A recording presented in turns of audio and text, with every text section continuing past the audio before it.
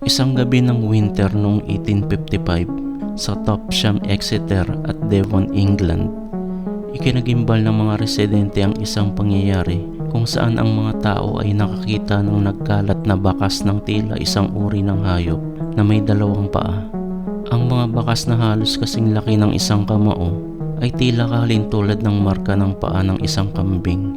Ang nakakagulat dito ay makikita sa snow sa buong kapaligiran ang nasabing marka, maging sa mga imposibleng mapuntahan ng isang hayop, maliban na lamang kung ang nasabing nilalang ay lumilipad sa kapatagan, sa bubungan, maging sa pagitan ng mga bakod at mga pader ng bahay at gusali na para bang hindi alam ng nilalang ang konsepto ng gravity.